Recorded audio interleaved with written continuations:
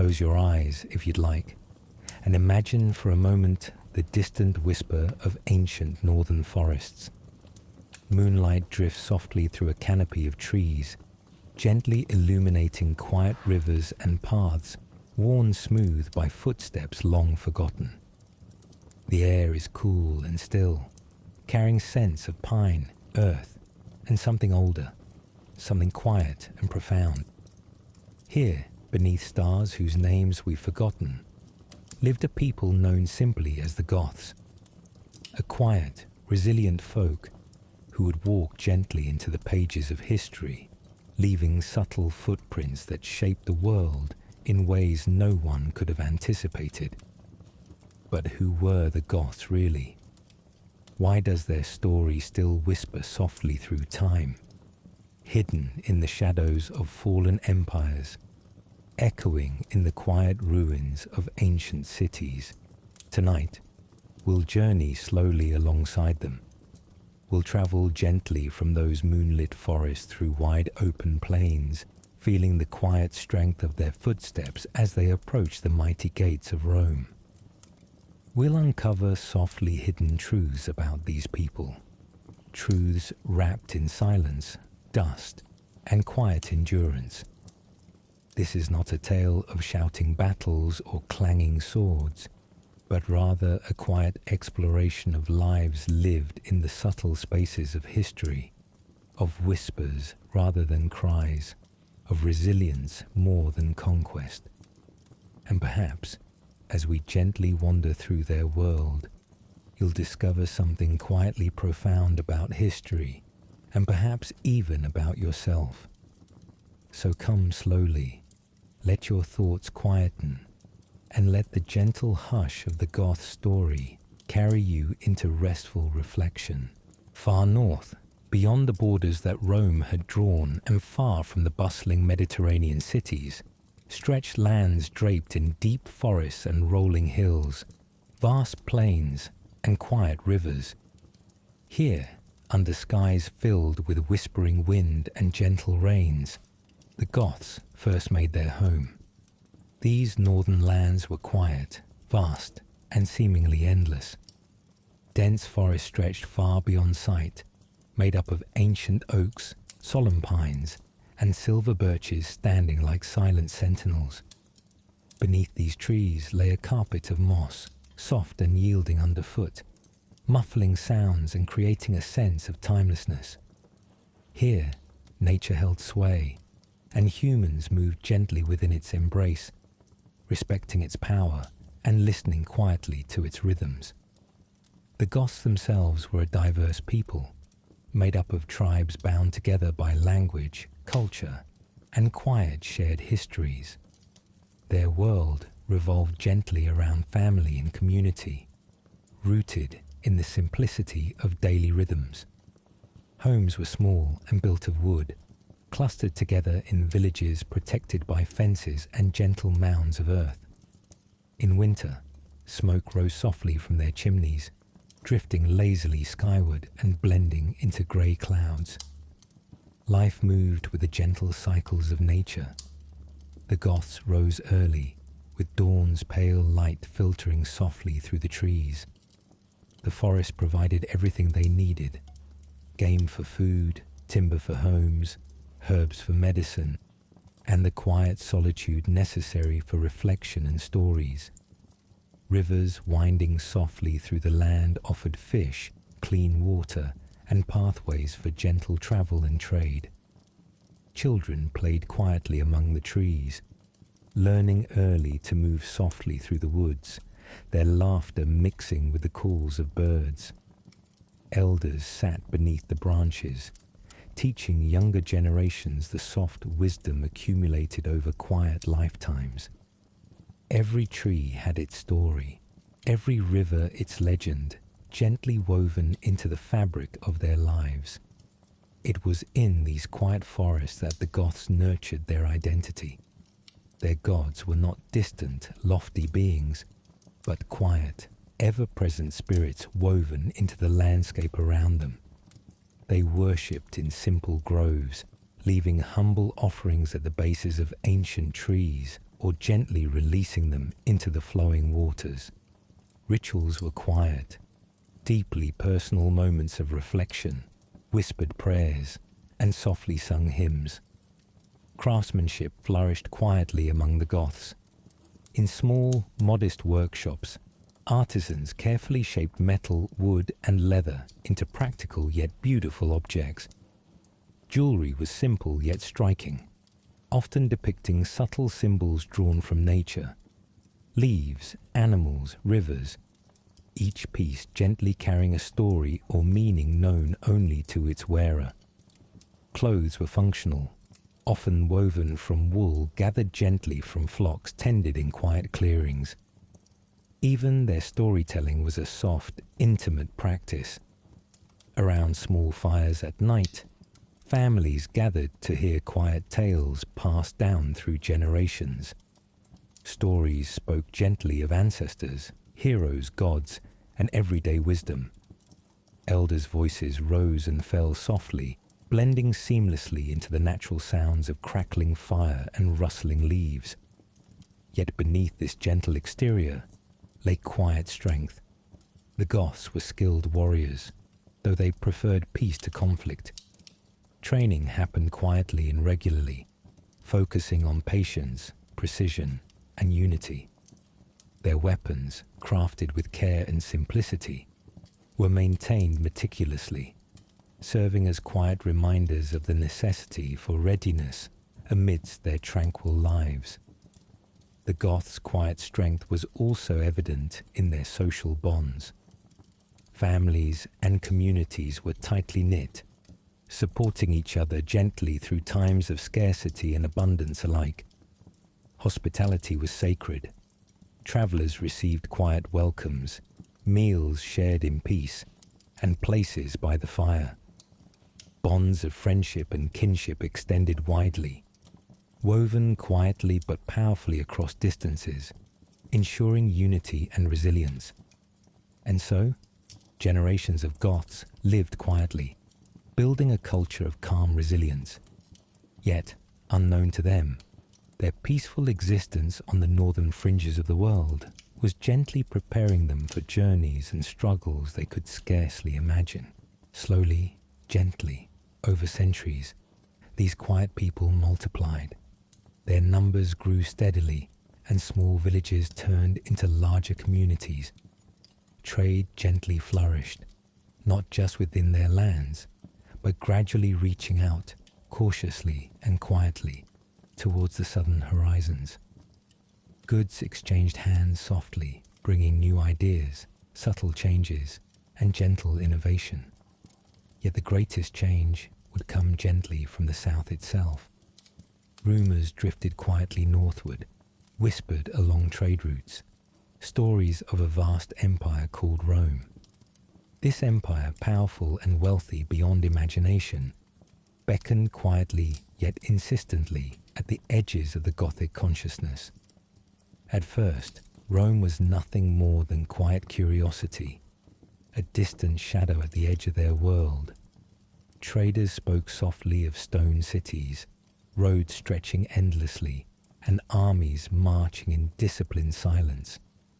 The Goths listened gently, intrigued but cautious, quietly wondering what meeting such a civilization might bring. And then, slowly, gently, contact began. It was not dramatic at first, just quiet encounters along the edges of their worlds.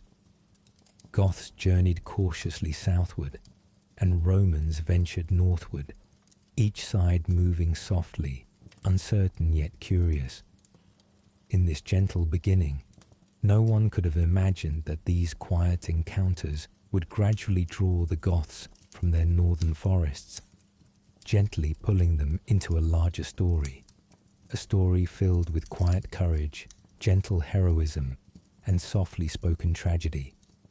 But that story is for later. For now, stay quietly here, among the moonlit trees and softly whispering leaves. Feel the gentle peace of the Goths' first home, and let your mind drift slowly through this tranquil world. Soon, the story will carry you gently onward. But tonight, rest in the quiet knowledge that every story begins softly, beneath moonlit forests and quiet stars. They first arrived not as conquerors, but as visitors, curious, cautious, and open. Along Rome's sprawling frontiers, in the borderlands of Dacia, and along the wide, slow-moving Danube, Gothic merchants approached Roman forts. They bore offerings from the northern forests, thick pelts of wolf and fox, beads of amber pulled from riverbeds, raw honey sealed in wax, and iron tools sharpened to a gleam. In return, they received Roman glassware, fine olive oil in clay amphorae, fragments of scrolls, and coins stamped with unfamiliar faces. But what lingered most was not the gold or goods, it was the stories. Whispers of a southern world that built roads out of stone and cities out of marble. A place where laws were written down, and where men who wore no beards could command entire legions. At first, these exchanges were rare and tentative. Roman sentries stood tall atop their ramparts, eyes sharp beneath crested helmets, watching the pale-haired traders with a mix of suspicion and curiosity. Yet over time, familiarity softened the edges of caution. Some Gothic envoys began to speak in broken Latin. Roman soldiers, often stationed far from home, came to recognize the returning faces of chieftains and their sons. Bartering became a quiet ritual. A Roman might offer a cup of wine in an iron goblet. A Gothic elder might respond with a song, sung low in his own tongue, its cadence rising like smoke over the river. A shared nod became the start of something lasting. Slowly, the soundscape of the frontier changed. Latin words slipped into Gothic speech, and Gothic gestures, softly tapping the heart in gratitude, tracing a swirl in ash to ward off misfortune, found their way into Roman habits. To the high halls of Rome, the Goths remained barbarians, shaggy-haired, rustic, wild. But to those who lived on the borders, patrolling the forts and watching the seasons change across the northern hills, the picture was different. The Goths were organized. Their leaders were bound by oaths, not whim. Their words, once given, held weight. They valued memory. They sang their histories and debated their futures beneath open skies. Rome took note. The empire had always drawn from beyond its boundaries. Men from Syria, Numidia, Gaul, and Thrace had long served in the legions. Now, new hands were needed. The frontiers were vast, rebellions simmered, and distant provinces strained under the weight of defense. In this need, Rome saw a solution: warriors from the north. And so, the Fedus was offered. The Federati agreement was simple in form, complex in practice. Gothic tribes could settle on Roman soil, fight beneath Roman banners, and retain a measure of autonomy. In return, they pledged loyalty, at least on paper. No mass enslavement, no forced conversions, only an uneasy friendship, inked in treaty and sealed in mutual need. For many young Gothic men, this was not an insult, but an opportunity. The promise of Roman silver, the allure of armor engraved with imperial symbols, and the prestige of riding beside seasoned Roman commanders, all these stirred the blood. These were not desperate enlistments. They were choices, measured, ambitious, hopeful. And so they joined, first in small numbers, then in bands. Gothic recruits learned Roman commands, drilled in strict formations, and stood beneath foreign standards bearing the eagle and SPQR. Some were dispatched far from home, garrisoned in Gallic border towns, stationed in quiet corners of Hispania, or sent east to dusty outposts in Syria and Egypt. For many, the transition was jarring. The ordered clang of city gates, the crowd's constant buzz, and the strange southern sun. It was a world unlike the shadowed forest of home. Yet the Goths were adaptable. Quietly, they watched and learned. Many came to find a fierce pride in their new roles. They were defenders of empire now, sentinels of stone walls, riders beneath foreign stars. But they never forgot who they were. In the barracks and on the long marches, they whispered in Gothic. They carved runes into their shields, tucked bits of pine bark or bone trinkets beneath their armor. Some carried little pouches of soil, scooped from the foot of their homeland's oldest trees.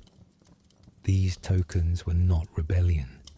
They were memory, anchors in a tide of change. The Gothic presence within Rome grew slowly, then more quickly than anyone expected. What began as scattered mercenaries soon became structured regiments.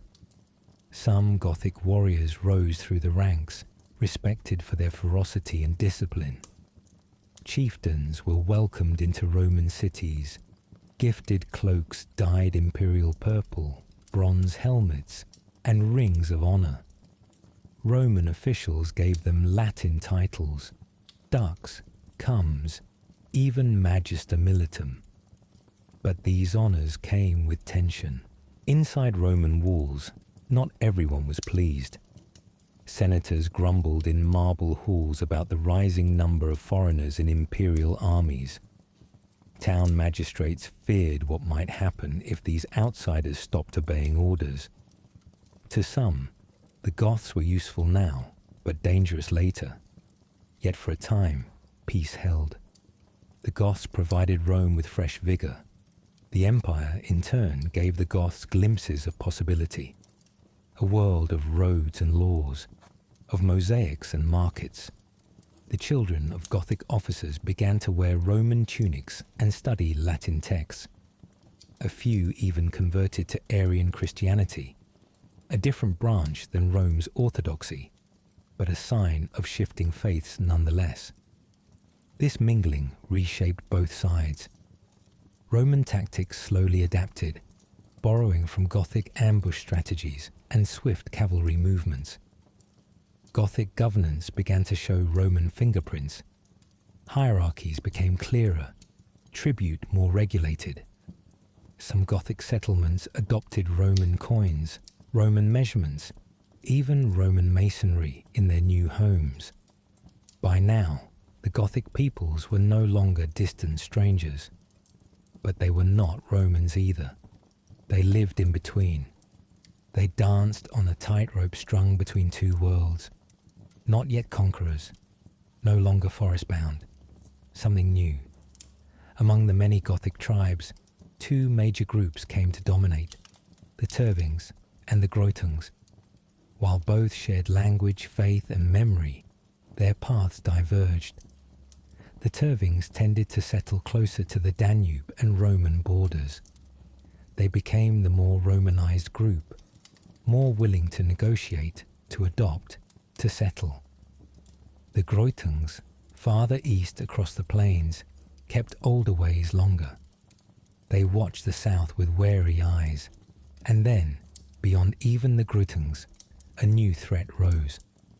From the distant east, across the windswept steppes, and beyond the quiet rivers, came the Huns. They rode like shadows, swift, silent, devastating. No warning, no mercy. They struck with curved bows and smoke-laced fury. Entire Gothic villages vanished in a single night. Fields burned, elders fled. Children were hidden in caves. The Goths were not weak, but they had never faced anything like this, and so they fled. Not as invaders, but as refugees. The Tervings, under their leader Fritigern, approached Rome's Danubian frontier. They came not in armor, but in desperation. Wagons loaded with families, women and elders trudging behind them, their animals thin from the journey. They did not come for war. They came for shelter. Rome, pressured by its own troubles, agreed reluctantly to let them cross the river. But promises were not kept. Roman governors extorted the Goths, selling food at cruel prices, forcing children into bondage, and denying their basic needs. The river crossing, once seen as a lifeline, became a trap. What had been an alliance now teetered on collapse. And yet, even in this moment of betrayal, the Goths waited. They still believed, naively perhaps, in Roman honor, in shared memories, in comradeship forged on distant frontiers. They hoped Rome would remember the years of service, the blood spilled side by side, so they endured, for a time. But the silence lengthened. The coins stopped coming, the food spoiled. Their children were hungry, their warriors restless. Fritigern watched, waited, and weighed each injustice. A storm was gathering, one not of wind or rain, but of long memory and quiet fury. And so, this chapter ends, not with the clash of arms, but with breath held. The children of the forest now stood beneath Roman walls, hardened by travel, starved of trust and waiting. Not for vengeance, not yet, but for a choice to be made. One last chance to hold the line before everything cracked. The next step would not be taken gently. But that is a story for another night. The year was 376 AD, and the world shifted. It did not roar or crash, but bent, slowly, under pressure, until the fractures began to show. Far to the east, the Huns had come thundering through the steppe, fierce, fast, and without warning. The Goths, caught in their path, could not hold. Entire villages vanished. Rivers once known and trusted now ran red with fear. The skies above the forest felt too close, the earth too brittle. And so, with their families, their herds, their elders, and their dead trailing behind them in memory, they fled. They came to the Danube, a boundary both real and symbolic, the outer line of Roman civilization. On one side, fields in ruin and the breath of the steppe. On the other, promise, roads, cities, bread, shelter, a second chance. They did not arrive as warriors, but as refugees. Fritigern, once a noble among many, had become more than a leader. He was now a voice of survival. The suffering of his people pressed heavily on his shoulders, but he did not shout or threaten. He petitioned, with care, with dignity, with hope. He reached out to the Eastern Roman Emperor, Valens, and asked for sanctuary, the right to cross the Danube in peace, to settle on Roman land, to receive grain in safety. In return, he offered tribute, loyalty, and service, as had been done before. Valens considered. He was a careful man, though not always a wise one. He saw opportunity. Thousands of potential soldiers, loyal to Rome, grateful to the empire. And so the gates opened. But what followed was not compassion. It was betrayal. The river crossing itself was chaos. Too many bodies, too few boats, the current cold and fast. Children slipped from arms and were swept away.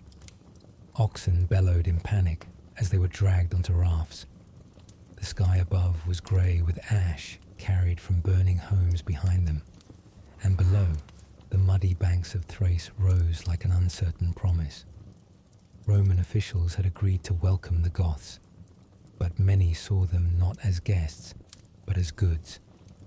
Food, promised freely, was withheld and sold instead at grotesque prices. A single dog, slaughtered and spiced, was traded for a Gothic child. Families, starving, desperate, handed over sons and daughters in exchange for mouldy sacks of wheat. They were herded not into homes but into camps, barred, watched, controlled. The guards wore Roman insignia but did not speak of honor. They muttered of containment, of threat, of strangers. Still, the Goths waited. Still, they believed. The old warriors carved prayers into bark. The women braided tokens of faith into their hair.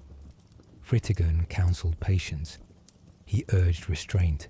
He told them, "We came to live, not to fight." But tension festered like a wound beneath cloth. There were small scuffles, over bread, over dignity.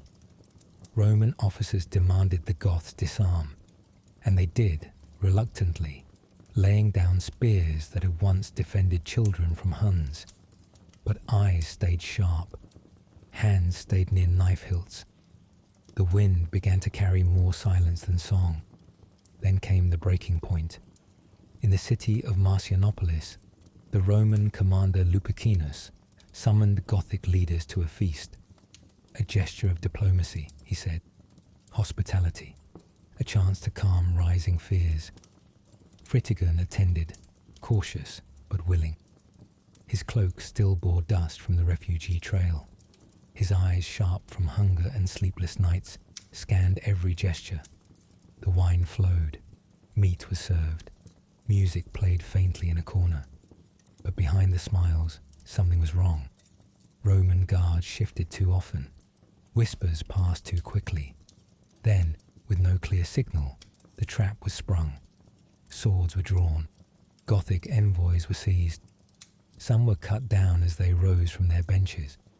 Others, including Fritigern, narrowly escaped, slipping past stunned sentries into the waiting night. The banquet turned to blood. That was the moment the thread snapped. The Goths were no longer guests, no longer refugees, no longer bound by hope. They became an army. Fritigern, once a diplomat, now turned to the old rhythms of war. But he did not rage. He planned, with sharpness, with restraint. He gathered the scattered war bands, soothed frightened families, and spoke not of revenge, but of survival. This was no conquest. It was a reckoning. Gothic warriors, many once trained in Roman formations, rallied quickly. They knew Roman roads, Roman tactics, Roman weaknesses. They moved through Thrace not as raiders, but as survivors with swords. They avoided major cities, striking at supply caravans and outposts. They welcomed those whom Rome had cast aside, escaped slaves, disillusioned soldiers, and others who had lost faith in the empire. In Constantinople, the air grew tense. Emperor Valens, watching this growing rebellion, grew anxious. He received reports, some exaggerated, some true, of Gothic movements, strength, alliances. Yet he did not wait for clarity. He refused to delay for reinforcements from his nephew, Emperor Gratian of the West. To delay was to show weakness, and Valens, though skilled in administration, had little patience for hesitation. He gathered his legions, marched them north, and so, on August 9th, 378 AD, beneath a dry Thracian sun, Roman and Gothic armies met near the city of Adrianople.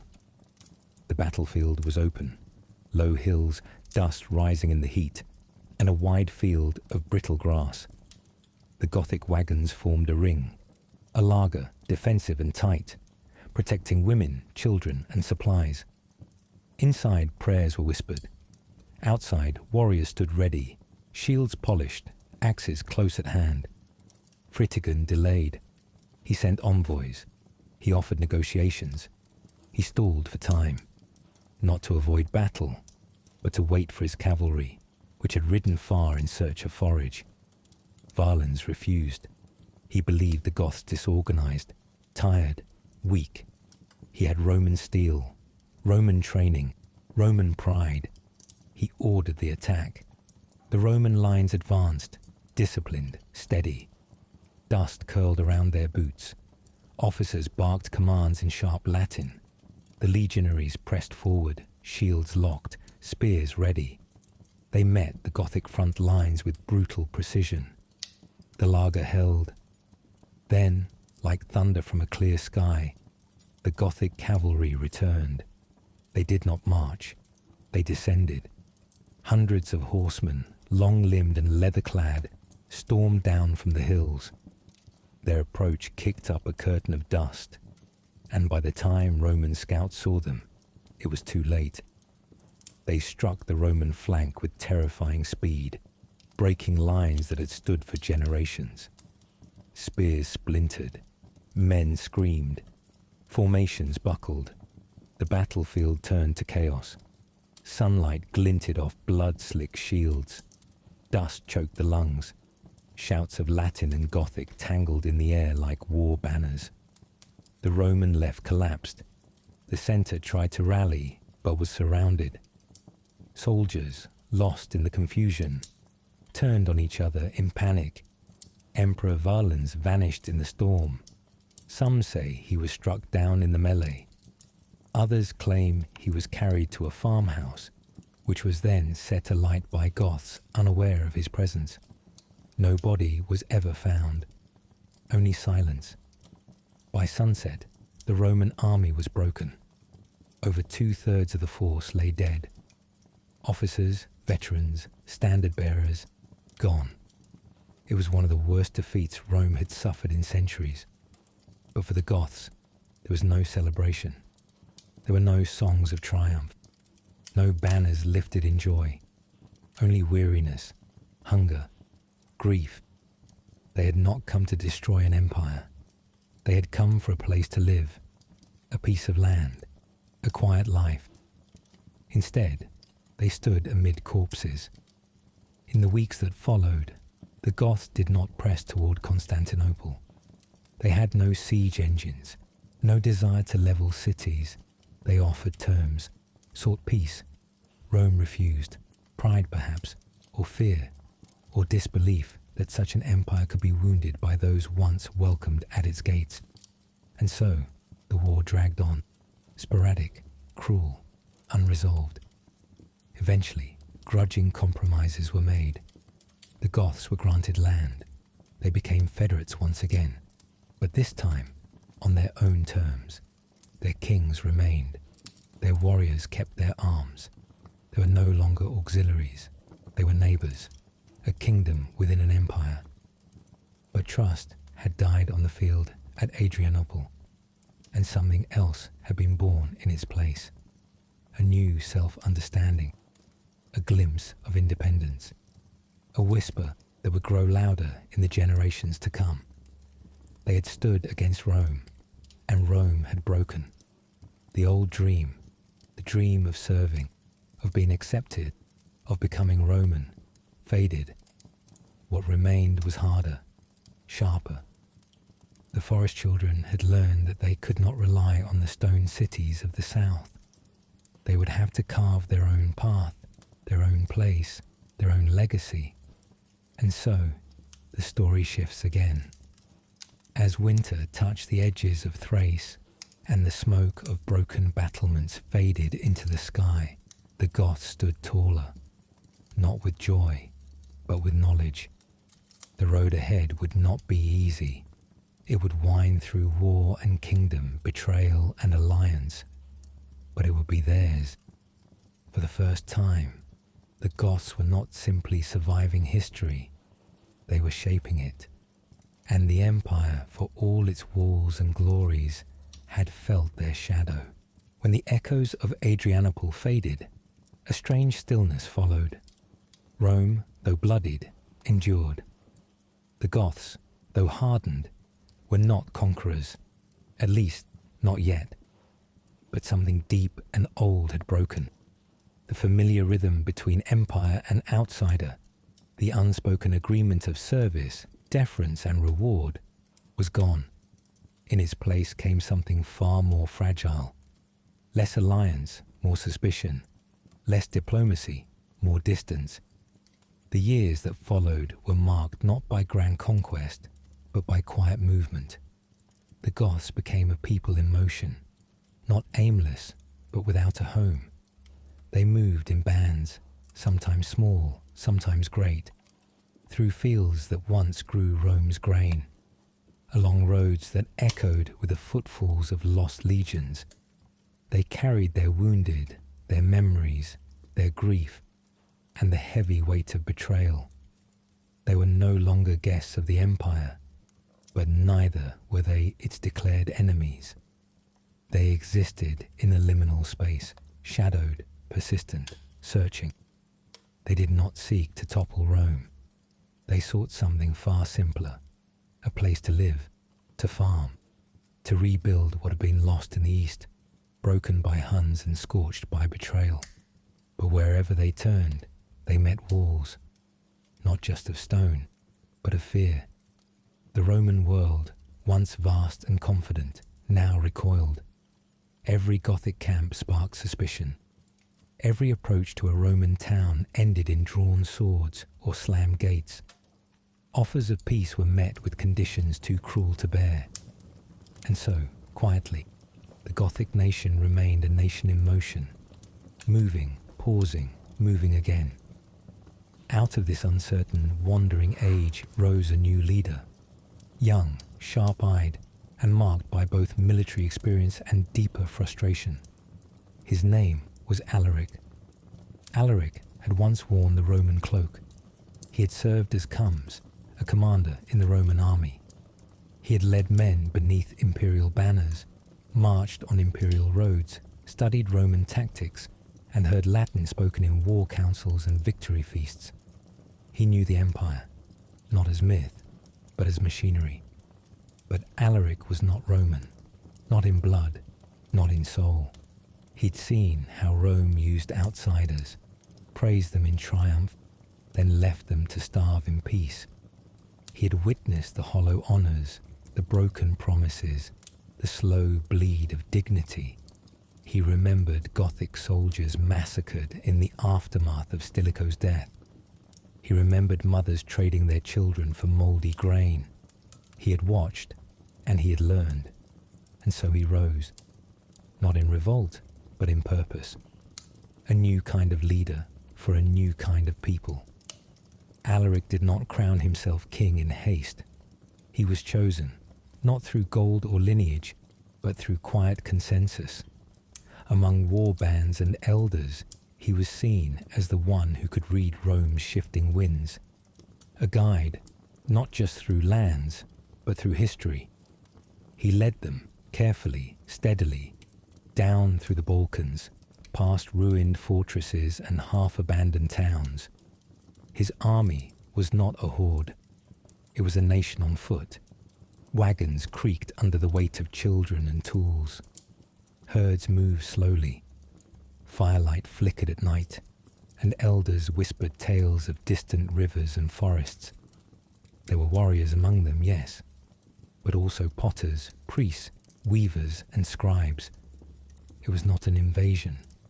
It was an exodus. At every stage, Alaric asked the same thing: recognition. He wanted land, under imperial law, not loot, but legitimacy. A Gothic homeland within the empire, a place for his people to settle, not as raiders, but as citizens of a new kind. His demands were precise, his offers of alliance sincere. But time and again, Rome said no. The empire, fractured between East and West, whispered only warnings.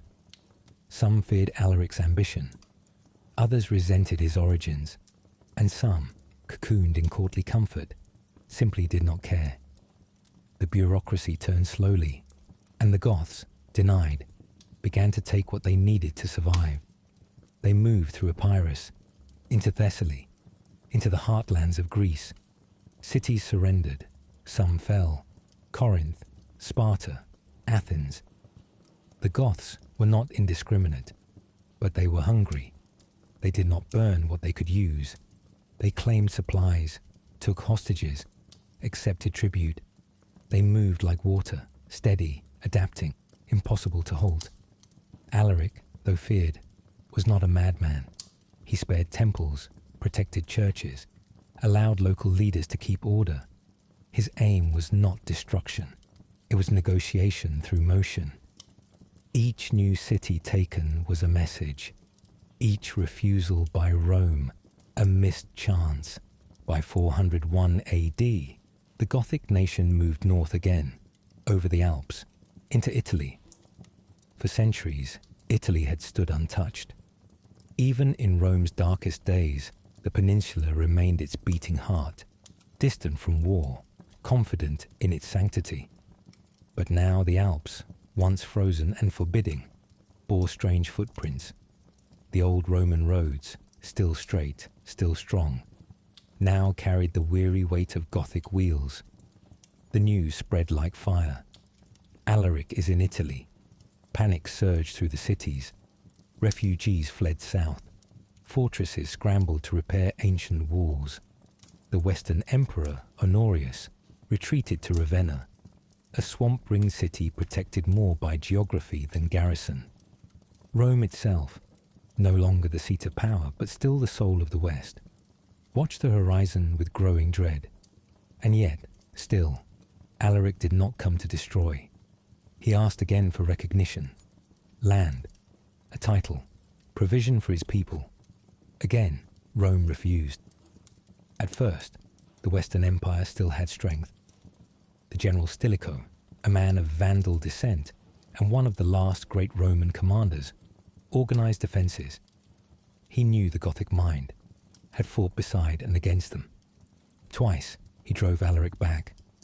Battles were fought in northern Italy, cities defended, and briefly it seemed Rome might hold. But the empire was brittle. Beneath its surviving structures, cracks spread. In 408 AD, Stilicho, Rome's shield, was executed. Political intrigue, court paranoia, and whispers of betrayal sealed his fate. With his death, the balance collapsed. Anti-Gothic riots broke out. Fear turned inward. Gothic soldiers still serving in Roman legions were disarmed, imprisoned, or slaughtered in sudden purges. Thousands died. Alaric, watching from a distance, understood the message. Peace was dead. He marched again on Rome. This time, there were no illusions, no negotiations, no hope of compromise. The eternal city, so long unassailable, now stood surrounded. Its grain ships had stopped. Famine grew. Senators pleaded with Honorius to intervene, to buy peace, to save the city. But from Ravenna came only silence. Rome, once the giver of fate, now waited to receive its own. Alaric laid siege, but not with catapults or rams. He waited. He starved the city, tested its resolve. Envoys passed back and forth, offering, refusing, posturing. Inside the walls, desperation spread like smoke. Dogs were eaten, gold was melted, dignity frayed. Then, on the 24th of August, 410 AD, something broke. Not the gates, but the will to resist. A slave inside the city, perhaps paid, perhaps sympathetic, opened one of the Salarian gates, and the Goths walked in. There was no fiery assault, no thunder of siege towers, no final stand, just footsteps, quiet, deliberate, moving past marble columns and silent statues. The sack of Rome had begun, but it was not a slaughter. Alaric had given orders. Churches were to be spared, women protected, the tombs of emperors left untouched. Looting was permitted, but restrained. It was, in the strangest sense, a disciplined sack. For 3 days, the Goths moved through Rome. They took what they needed: gold, grain, silks, precious objects from the temples of the old gods, symbols as much as spoils. And then they left. They did not burn the city. They did not try to hold it. They had made their point. Rome, the city of emperors, legions, and laws, had been breached, not by Carthage, not by Persia, but by those it once called auxiliaries. The ancient world heard the echo. Pagans called it retribution for abandoning the old gods. Christians wondered aloud if it was divine judgment or divine mystery. Poets wept. Emperors issued decrees. Letters carried the news to Alexandria, to Antioch, to the distant outposts along the Rhine. Rome has fallen, but for the Goths there was no joy in it. After Rome, Alaric turned south. He hoped to sail to Africa, Rome's granary, where food and fertile lands might offer a future. He dreamed of a kingdom, not in name but in place, a final stop for a journey that had wandered too long. But storms rose, ships were wrecked, and Alaric, exhausted, fell ill.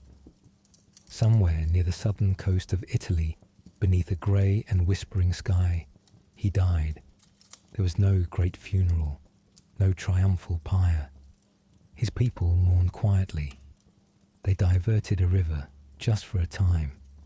They buried him beneath its bed, sealed the tomb with stones, and then let the waters return to erase all trace. The slaves who had dug the grave were put to the sword, so that no one would ever disturb it. His grave remains lost, but his legacy was unshakable. The sack of Rome did not end the empire, but it ended something deeper, its myth of invincibility. The Gothic journey, once a tale of subservience, had become a saga of resilience. Alaric had walked where no enemy had walked in centuries, not to destroy, but to be seen. He died without a homeland, but he gave his people a path. In time, they would move again, into Gaul, then Hispania. They would become kings and codifiers, lawgivers and rulers. They would build churches, draft codes, shape the West. No longer wanderers, but founders. But that is a tale for another night. For now, let us sit quietly beside that hidden river. Let us listen to the hush that follows, when a world changes shape, not with thunder, but with quiet footsteps through broken gates. Let us remember a man who marched not in hatred, but in longing. Let us remember Alaric, when the rivers had settled again, and Alaric's shadow faded into memory. The Goths were left with a question that had no easy answer. What now? They had marched across the empire's heartland, shaken the foundations of its greatest city, and buried their leader beneath a diverted river, sealed in silence and sorrow. But they had not won a homeland. No crown had been granted, no treaty signed, only exhaustion, only the long road still unfolding before them. Rome had not fallen with Alaric's march, but something else had, something more intimate. The illusion that honor alone could secure peace, that service would be rewarded, that belonging could be earned. In the absence of Alaric, the Gothic people turned to another. Ataulf, his brother-in-law, stepped forward, not with fire in his voice, but with gravity in his bearing. He was no stranger to the Romans. Like Alaric, he had served in Roman campaigns. He understood their ways, their ambitions, their fears. But unlike Alaric, Ataulf no longer believed in war alone. He did not seek to tear down the Roman world, but to share in it. Under his command, the Gothic nation moved again, northward, slowly, like a tide drawing back across unfamiliar shores, leaving footprints in the sand of history. They passed through southern Italy, tired, weary, burdened with carts and children. Then over the Alps once more, into the fractured lands of Gaul. There the world had changed. Roman order was fading. Imperial governors still held titles, still stamped coins, but their power was thin, like parchment left too long in the rain. Franks pressed in from the northeast. Burgundians settled in the Rhone valley. Vandals drifted like smoke across the hills. The empire, still proud, had become a patchwork of fading stars. And into this landscape came the Goths, not as destroyers, but as survivors. Ataulf did not burn towns. He sought deals. He offered protection in exchange for food. He posted guards outside churches. His men were disciplined, his demands measured. And in this strange half-world of war and collapse, a new idea stirred, not of conquest, but of inheritance. Ataulf believed the Goths could become Romans, not by name, but by duty. He dreamed not of replacing the empire, but of repairing it, of building something out of the broken pieces, where Gothic loyalty could reinforce Roman tradition, where past enemies might share a future. To show his sincerity, he did something bold. He married Galla Placidia, sister of the Western Emperor Honorius. She had been his captive, taken during the sack of Rome, but Ataulf treated her not as spoil, but as a partner. Their union was more than political. It was symbolic, a bridge between worlds, between forest and forum, cloak and toga, runestone and edict. Their marriage was celebrated quietly in Narbonne, beneath the uncertain sky of a crumbling west. Ataulf spoke of restoring Rome, not in marble, but in dignity. He imagined Gothic generals defending Roman cities, Gothic scribes copying Latin law, a future where the empire lived on, not in bloodlines, but in balance. But history is not always ready for vision. In 415 AD, Ataulf was assassinated while bathing, stabbed by a fellow Goth, who carried an old grudge and a small blade. The dream he carried died with him, bleeding into the bathwater. Galla Placidia, widowed and pregnant, was eventually returned to Rome. And the Gothic army, now leaderless once again, drifted into hunger and uncertainty. Political chaos followed. Brief kings rose and fell. One was murdered by his own men. Another led a disastrous campaign. The vision of Rome rebuilt faded into smoke. Yet the need for stability remained. Pushed by famine, war, and the growing tension with local Roman officials, the Goths moved once more, this time across the Pyrenees, into the windswept hills and river valleys of Hispania. Here, at last, the land softened beneath their feet. It was not peace, not yet, but it was potential. Rome, exhausted by decades of war and administrative collapse, finally relented. In 418 AD, under pressure and necessity, the empire granted the Goths a settlement agreement. They were given lands in Aquitaine, a fertile region in southwestern Gaul. Not a kingdom, not formally, but a recognized place to dwell. And with that reluctant sanction, a new chapter began. The Visigothic kingdom was born. Their first capital rose in Toulouse, amid stone walls and Roman ruins.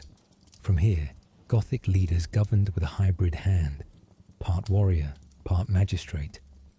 Roman legal codes were consulted. Latin scribes were employed. Local Gallo-Roman elites were integrated into the administration, even as Gothic chiefs maintained their tribal roles. The line between Roman and Goth blurred. They did not abandon memory. Gothic law was still sung aloud by elders, carved into wood and bone, passed down in winter halls. But new things joined the old.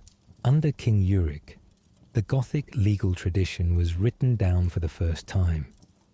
The Codex Euricianus combined Gothic customs with Roman principles, merging clan loyalty with bureaucratic record-keeping, tribal arbitration with written precedent. It was a quiet revolution. The forest had found parchment. Their cities grew stronger. Roads were repaired. Fields replanted. Churches built. Christianity had already taken root among the Goths, first quietly, then fervently. But their faith took a different path. They were Arians, followers of a doctrine that viewed Christ not as fully equal to God the Father. This put them at odds with the Nicene Christianity of Rome and many local populations. Theological debates turned into political divides. Riots flared, councils debated, yet this too marked their transformation. The Goths were no longer outsiders observing Roman quarrels. They were participants, shaping the conversation, pressing their views, building a Christian identity of their own. Kings came and went. Some ruled with patience, others with fear. There were moments of light and long shadows. And then, in 451 AD, the East sent a memory back. Attila the Hun, rider of legends, thundered westward with his multitudes, toward Gaul, toward the fields once patrolled by Gothic eyes.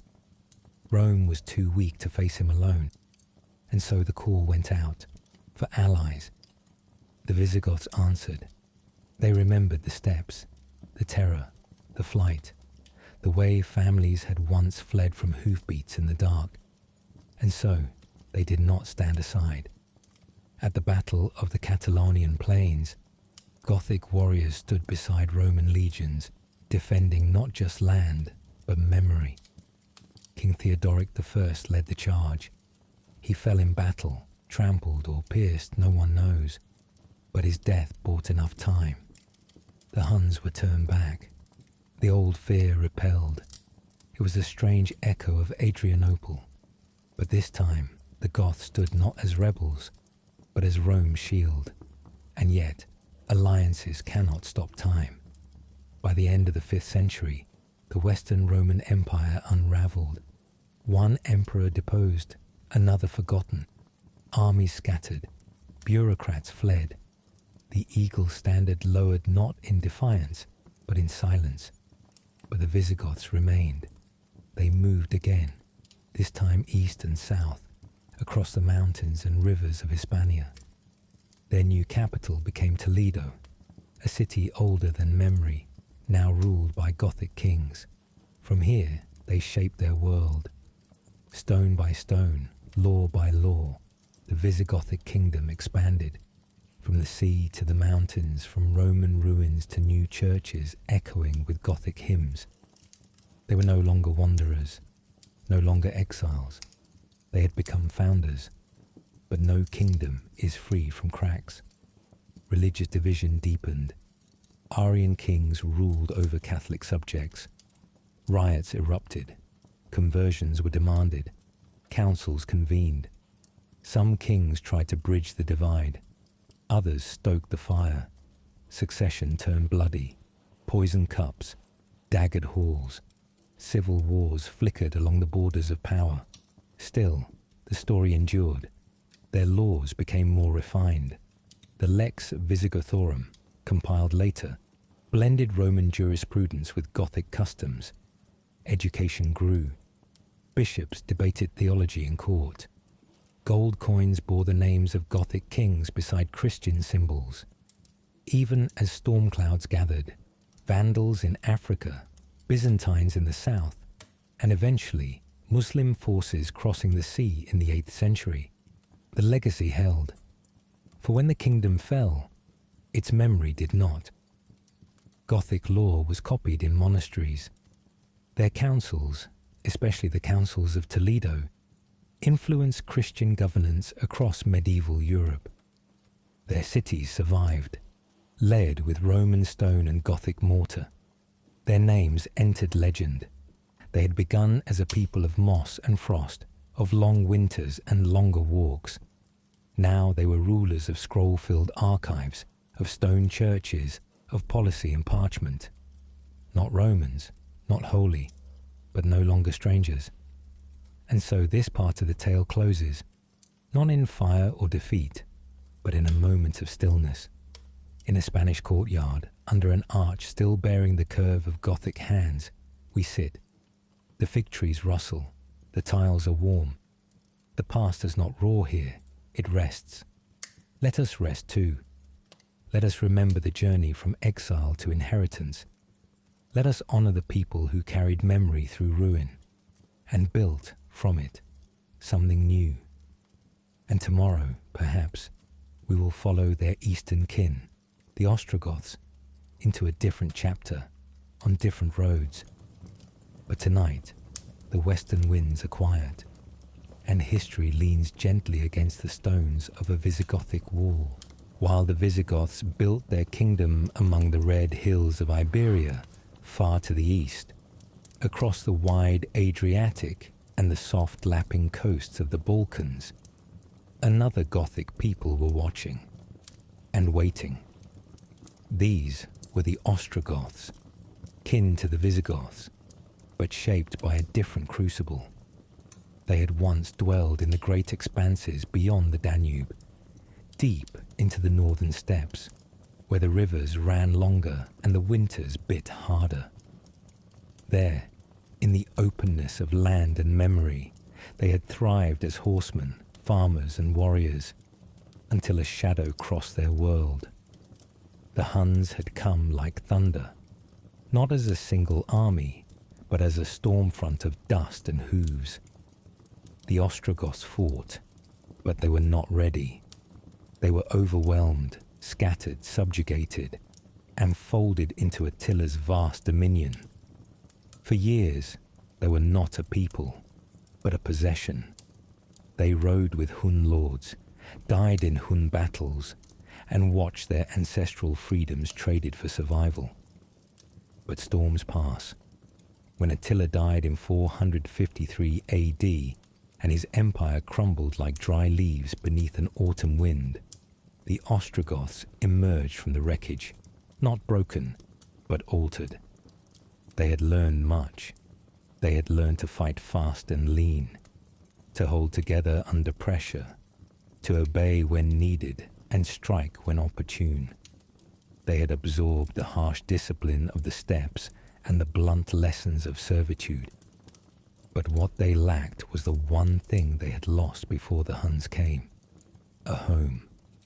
The Eastern Roman Empire, seated in mighty Constantinople, saw an opportunity. It had survived Attila's fury, outlived the collapse of the Western court, and remained a beacon of imperial tradition, armored in marble and mosaics. To Constantinople, the Ostrogoths were both threat and tool. They could be used to guard borders, to pressure rivals, to fill the gaps left by fading legions. And so, like chess pieces on a wide and shifting board, they were moved, given land in Pannonia, then removed again, granted tribute, and then denied it. Their chiefs rose and fell like torches in a storm, until one came who would not flicker. Theodoric, son of Theodomir, of the noble Amal line, stepped into history not with fire, but with silence and a sharp mind. He was taken from his people as a child, a hostage, but also a guest. He grew up in Constantinople, not as a prisoner behind iron, but as a student in marble halls. There he studied Latin, learned Greek, walked beneath domes hung with gold, and listened to philosophy in echoing corridors. He learned to think like a Roman, but he never forgot that he was not one. When he returned to his people as a young man, he brought with him not only a Roman education, but a Roman memory of how power spoke, how empires organized themselves, how dignity could be worn like a second skin. He rode as a Goth, he ruled as a general, and he dreamed as something in between. Charismatic, clever, and commanding, Theodoric the Amal quickly rose to power among the Ostrogoths. He led them in battle against enemies and rivals, against other Gothic warlords, and sometimes, when alliances soured, against Constantinople itself. But he did not wish to destroy the empire. He wished to step into the space it had left behind. By the late 5th century, the Western Roman Empire had formally ceased to exist. Its last emperor, a boy named Romulus Augustulus, had been deposed. Italy, the cradle of the Old World, was ruled by Odoacer, a general of Germanic descent who had seized control but continued to wear the thin robes of Roman authority. To the Eastern Emperor Zeno, Odoacer was both a nuisance and an embarrassment, but he was also too distant to confront directly, and so a new solution was crafted. Zeno reached out to Theodoric and offered him something no Gothic king had ever truly been given: a mission of legitimacy. March west, Zeno said. Defeat Odoacer. Rule Italy, not as emperor, but as king. not in defiance of Rome, but as his partner, a Gothic sword in an imperial scabbard. In 488 AD, Theodoric accepted. His people gathered, families, wagons, herds and warriors. It was not a war party. It was a migration, a nation on the move, not for plunder, but for place. They crossed the Balkans, entered the Alps, and pressed down into northern Italy. Odoacer resisted. For years they fought, battles in Verona, sieges around Ravenna. The conflict was not swift, but Theodoric was patient. He tightened his grip, made alliances, and slowly pushed his rival to the edge. In 493 AD, Ravenna fell. The city, once the imperial capital of the West, was taken without flames. Theodoric and Odoacer dined together in a show of unity. And then, in the quiet that followed, Theodoric killed him, by his own hand, or by silent order. The chronicles disagree. What matters is this: the Ostrogothic kingdom of Italy was born, but it was not born in rebellion.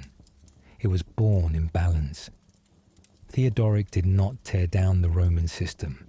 He preserved it, respected it. He kept the Senate, allowed Roman nobles to keep their estates, upheld imperial laws, and governed not as an emperor, but as a king who ruled Romans and Goths alike. He wore purple robes, held court beneath glittering mosaics, and welcomed embassies from distant lands. But he never claimed the imperial title. That would have been too bold, too blasphemous in the eyes of Constantinople. Instead, he became something else, something new, a bridge. In his court at Ravenna, the old and the new walked side by side. Gothic warriors stood guard in Roman armor. Latin scribes copied edicts beside Gothic elders reciting oral laws. Philosophers like Boethius, one of the last true Roman intellectuals, served at Theodoric's side, until suspicion and envy turned the court cold. Boethius was accused of treason, imprisoned, and eventually executed. His final work, The Consolation of Philosophy, written in a cell under the weight of silence. That moment marked the first crack in Theodoric's dream. Still, for over 3 decades, Theodoric ruled a kingdom of remarkable peace. He repaired roads, restored aqueducts, reopened markets. Religious tensions, always near, were carefully managed.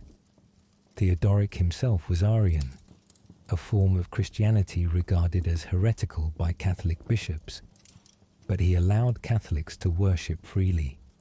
He did not try to convert the majority of his subjects. Instead, he built a world where differences could coexist, if uneasily. He imagined something lasting, but nothing in that age lasted long. In 526 AD, Theodoric died.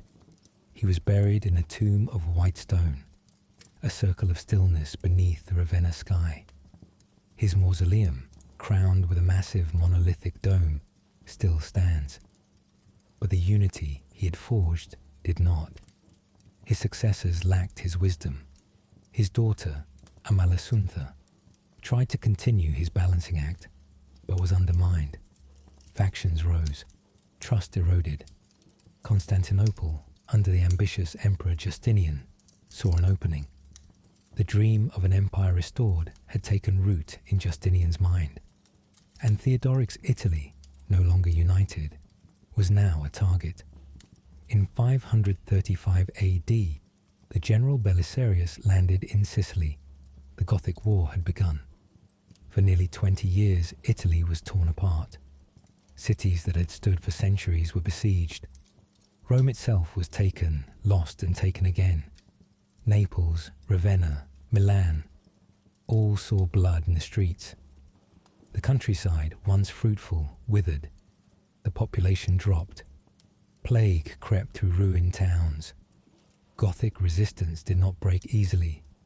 Under kings like Totila, they fought fiercely, reclaiming cities, challenging Justinian's generals, trying to hold on to a world that no longer had heir. But by the 550s, it was over.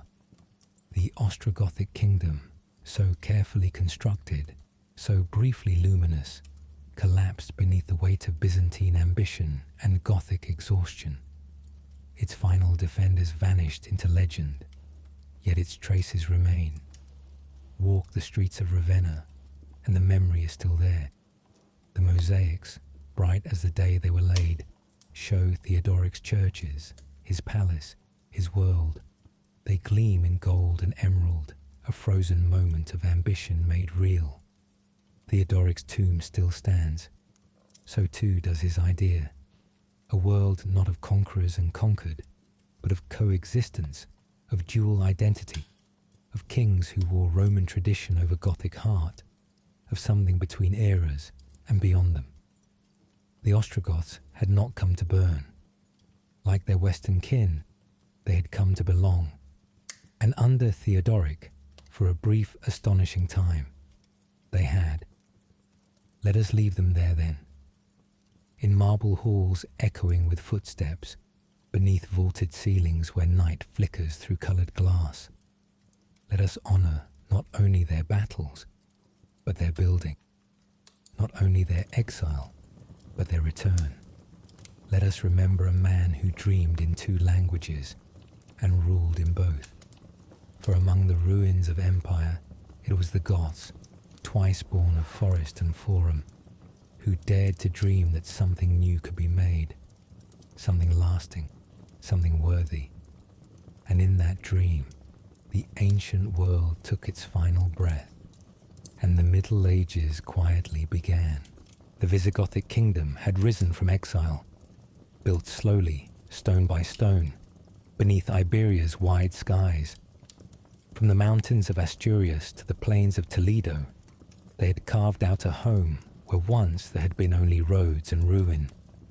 But kingdoms, like memories, must be tended, and in time, this kingdom began to fray. After centuries of wandering, of begging at Roman gates and bleeding on imperial fields, the Visigoths had finally ruled in their own right. Their cities grew, their laws thickened into scrolls, their churches rose in white stone and dark wood, and still the seeds of collapse took quiet root. At the heart of it lay a question that had haunted the Goths for generations. Who were they now? The line between Roman and Gothic had once felt vast, but now, in the 7th century, it blurred in stone and law. Latin had become the language of court. Roman titles filled Gothic documents, and Christianity, once foreign and divided, now reached every town and village. Yet beneath that surface, beneath the purple robes and the church bells, tension simmered. For much of their early history in Iberia, the Visigoths had followed Arian Christianity, a doctrine that saw Christ as subordinate to God the Father. But most of their subjects, the Romanized population they had conquered and now governed, were Catholic, adherents of Nicene orthodoxy. It was a religious rift, but also a political one. To the Catholics, the Gothic kings were outsiders still, heretics in gold, rulers by force, not by divine right. And to the Gothic elite, the Catholic bishops were potential rivals, wealthy, literate, tied to Rome and Constantinople. The kings understood this divide. Some tried to ignore it, others leaned into it, but one would bridge it. In the late 6th century, King Recared I made a choice that would reshape the kingdom. In 589 AD, at the Third Council of Toledo, he renounced Arianism and embraced Catholicism, publicly, completely, without hesitation. It was a watershed moment. The crown and the cross, once divided, were now aligned. Gothic nobles and Roman bishops sat beside each other. Latin prayers echoed through Gothic halls. Churches that had once stood in silent rivalry now shared bells. The conversion brought peace, but also change. The line between Goth and Roman blurred further. Intermarriage increased. Local elites rose into royal service. Old distinctions of tongue and tribe faded. A new identity began to form. Not entirely Gothic, not Roman either, but something local, something Iberian. It was the height of the Visigothic kingdom, and the beginning of its unraveling. With unity came stagnation. With religion came rivalry. Kings ruled, but rarely well. Succession, once determined by noble consensus, became a dangerous game. Some rulers were assassinated, others overthrown. Pretenders rose, clergy schemed, and nobles whispered behind tapestries. For a time, the kingdom held. Councils of Toledo continued to meet, passing laws and resolving disputes. Legal codes deepened, culminating in the Liber Judiciorum, a sweeping law code that blended Gothic traditions with Roman jurisprudence. But beneath the ink, the ground shifted. Factions grew. The power of the king waned as noble families entrenched themselves in regional fiefdoms. The church grew bolder, often acting as an alternative court of appeal. And the military, once feared, grew thin, undermined by politics, stretched across restless frontiers. It was in this fragile space that the final storm approached. Far to the south, across the sea in North Africa, the world had changed. A new faith had risen, Islam, and with it, a surge of energy, unity, and expansion. Within decades of its birth, Muslim forces had swept across the Middle East, over Egypt, and into the Maghreb. By the early 8th century, the new rulers of Al-Andalus, Berbers and Arabs under the Umayyad Caliphate, looked north, and the Visigothic kingdom looked vulnerable. In 710 AD, King Witiza died. Whether of illness or conspiracy, no one could say with certainty. His reign had been marred by conflict with the church, harsh reforms, and rumors of excess. Upon his death, the kingdom fractured. One faction backed Roderick, a military commander of likely Gothic descent. Another backed Attila, perhaps Witiza's son, perhaps a puppet of nobles seeking autonomy in the northeast. The kingdom split, just slightly, but enough. And in that crack, history changed. In 711 AD, a Muslim force led by the Berber general Tariq ibn Ziyad crossed the Strait of Gibraltar. They came in small numbers at first, perhaps invited by a disgruntled Visigothic faction, perhaps simply testing the coast. But when they met resistance, they did not turn back. King Roderick, mustering what forces he could, rode south to meet them. The battle took place near the Guadalete River, though its exact site is lost to time. What is remembered is this: the Visigothic army shattered. Whether through betrayal, cowardice, or simple misfortune, their lines broke. Roderick vanished, perhaps slain in the melee, perhaps drowned in the marshes, his body never found. The kingdom unraveled in weeks. City after city fell, not always by force, but often through negotiation. Local leaders, disillusioned with Gothic rule, surrendered in exchange for safety. The Muslim commanders moved swiftly, offering religious tolerance in return for tribute. And many, Catholic, Jewish, and pagan, accepted. By 720 AD, the vast majority of Iberia was in Muslim hands. The Visigothic capital of Toledo fell. The royal court dispersed. The bishops, stripped of power, retreated into monasteries.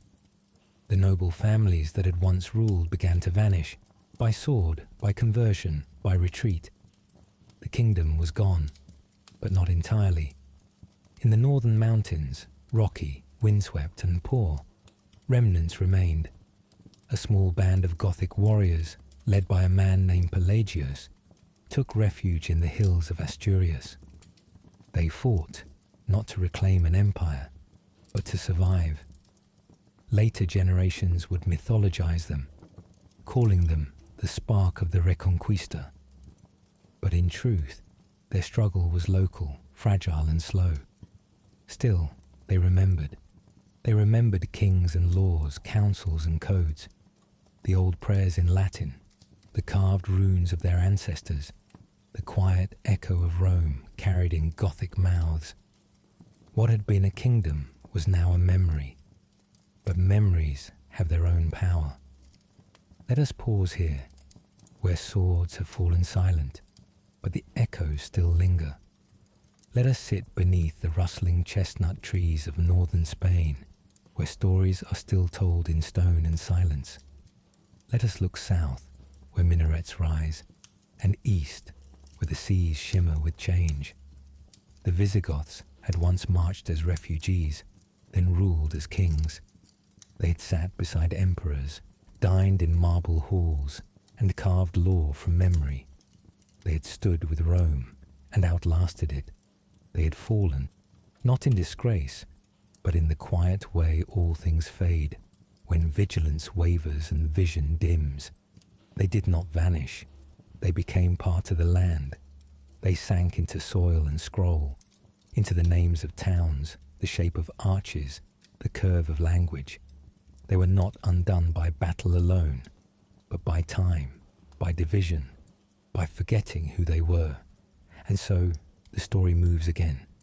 Next, we follow what remains, not in banners, but in foundations, not in kings, but in customs, not in empire, but in the soft, enduring echoes that linger behind its fall.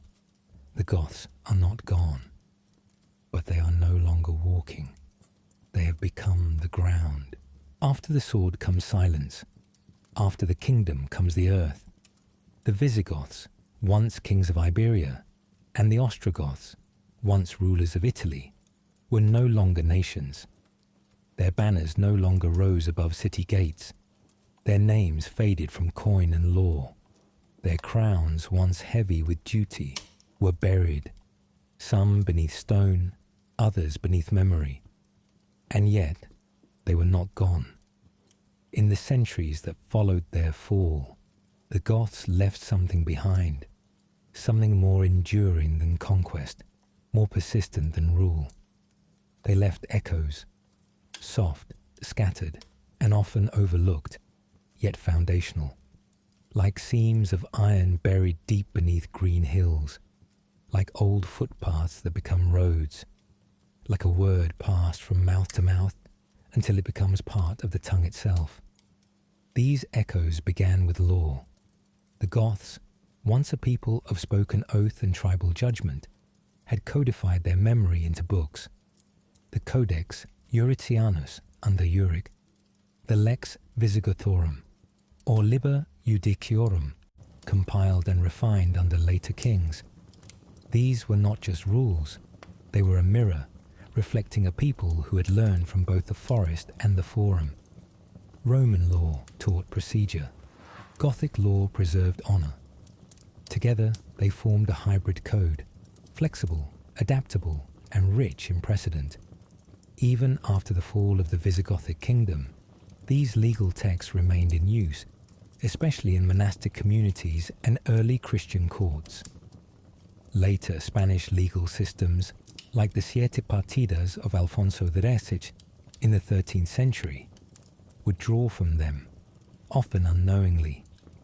The hand of the Goths still lay on the scales of Iberian justice. And then there were the councils.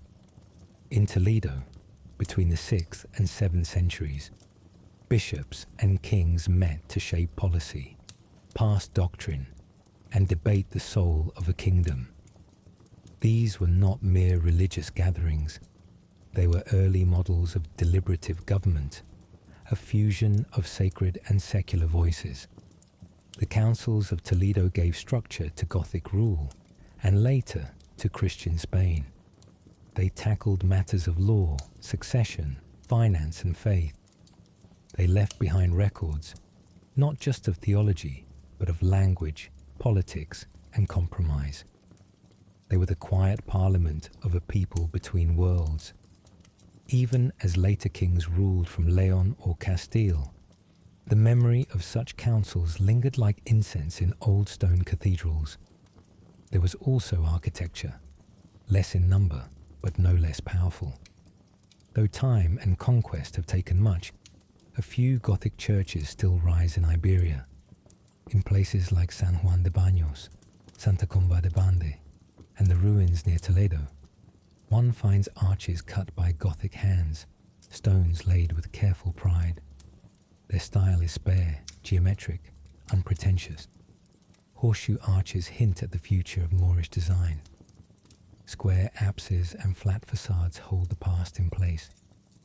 They speak of a people learning to build from Roman example, but also from memory. Not vast cathedrals of glory, but chapels of survival. And in Ravenna, in the land once ruled by Theodoric, the legacy gleams not in ruin, but in colour. The mosaics of Ravenna are among the most vivid gifts of the Ostrogoths to the world. Inside the Basilica of Sant'Apollinare Nuovo, golden light falls across ancient glass. Jesus depicted not as suffering, but as sovereign. Apostles march in timeless procession. Palms curve skyward. The emperor and the bishop, the soldier and the saint, all rendered in patterns so fine they still catch the breath of pilgrims. One side of the church, they say, was originally filled with Gothic soldiers in white tunics, carrying shields and spears, a reflection of Theodoric's court. Later, they were scraped away, erased, but the ghost of them remains in the balance of the space. And Theodoric's tomb still stands, massive, round, crowned with a single stone roof, so heavy it defies explanation. He rests beneath it, though no body remains. Time may have taken his bones, but not the shape of his silence. Beyond buildings and books, the Goths lived on in names.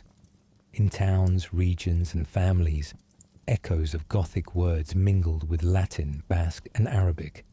Many common Spanish and Portuguese names have Gothic roots: Fernando, Alfonso, Rodrigo, Elvira, Gonzalo. These were once royal names, names of warriors and queens. Now they pass from parent to child, a soft inheritance. Even the very word Gothic, once a term of scorn from Roman mouths, took on strange new life in architecture and art. In medieval France and Germany, soaring cathedrals were called Gothic by those who preferred the classical.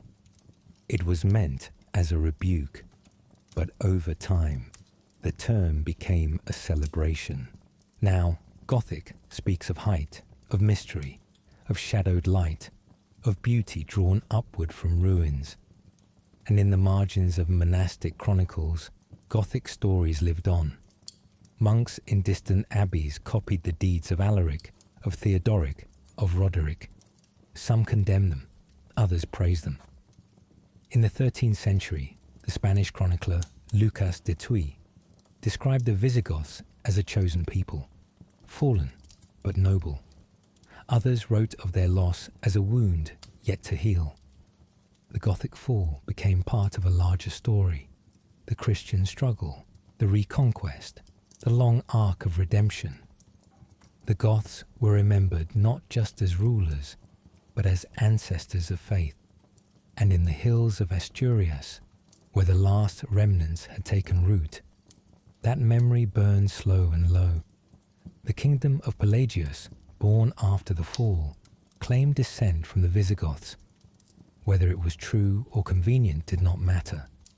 What mattered was the story, the sense that something remained, that the fall had not been final, and perhaps, in that, the Goths achieved what empire could not permanence, but presence. For the story of the Goths is not a tragedy, not truly. They did not vanish in fire. They did not descend into myth. They remained as law, as name, as shape, as prayer. They passed from kings to customs, from exile to inheritance, from scroll to whisper, and though their banners no longer fly, the wind that once caught them still moves through the olive groves of Spain, through the churches of northern Italy, through the yellowed pages of forgotten lore. The Goths do not return, but neither are they lost. Let us end this chapter not with a fall, but with a footprint, a print in stone, a line in a book, a glint in glass, a reminder that between forest and forum, exile and empire, there were people who dared to belong. They did not conquer the world, but they outlived one. And in doing so, they became part of its foundation, quiet, resilient, and still present. They came from the cold edge of the world, from forests that breathed mist in the morning and rivers that ran black beneath pine and ash, from long winters and old songs where history was carried not in scrolls but in voice, where kings were chosen by acclaim and memory was kept in the stories told beside firelight. The Goths were never one people, not really. They were fragments from the beginning, bands of wanderers, riders, raiders, refugees. They traced their origins not in parchment but in direction, north to south, east to west, always moving, always searching. And what they sought, more than conquest, was place. They found it, briefly, in the shattered corners of a collapsing empire, in the open gates of Rome, in the valleys of Gaul and the high plateaus of Iberia, in the courts of Ravenna and the dust-blown fields of Spain. They walked beside emperors. They fought for them. They buried them. They learned to write laws, to build in stone, to pray in Latin. And yet, they were never quite Roman, not fully. They carried the forest with them, even when they ruled from marble. It showed in the weight they gave to loyalty, in the way they named their kings, in the shape of their laws, their marriages, their memory. It was there in the echo of old songs sung in a tongue now lost, in the way they held silence, not as absence, but as meaning. And so they lived between forest and forum, between exile and empire, between what had ended and what had not yet begun. For the world they inherited was not one they built. It was crumbling, fading. The Western Roman Empire did not fall in a single year. It faded over generations, like a mosaic worn by passing hands. And into that fading light stepped people like the Goths, those who had once stood outside the gates, now called to guard them. They answered, not with perfection, not always with grace, but with presence. The Goths did not rebuild Rome. They could not. No one could. The dream had already begun to rot from within. But what they did, quietly, imperfectly, and with the weight of memory at their backs, was continue it. They turned chaos into counsel, oath into law, movement into settlement. Where once they were names muttered in fear by Roman scribes, they became the authors of charters, the subjects of chronicles, the founders of cities. They learned to bend power without breaking it, and for a time they showed what it might look like to rule not by ancestry alone, but by adaptation. In Toledo, they wrote laws that would shape Iberia for centuries. In Ravenna, they built mosaics that still shimmer with light not yet gone. In Italy and Spain, they left stones behind, not palaces of dominance, but thresholds of transition, symbols of what happens when a people stops wandering and begins to remember. Even their fall was not a failure. It was a folding into other cultures, other structures, other futures. The Goths became Spaniards, Italians, monks, nobles, peasants. Their names changed, their languages faded, but something of them endured. You can still hear them, in the rhythms of Romance languages, still see them, in arches that bend with ancient curve, still feel them, in the tension of Europe's old laws, where tribal memory still sleeps beneath Roman form. The Goths are not a myth. They were not ghosts or savages. They were not the ruin of civilization. They were its continuity, rough-edged, wind-worn, but real. They were the ones who walked into a burning house and tried to light a candle. And that, perhaps, is the most human thing of all. To inherit collapse and build anyway.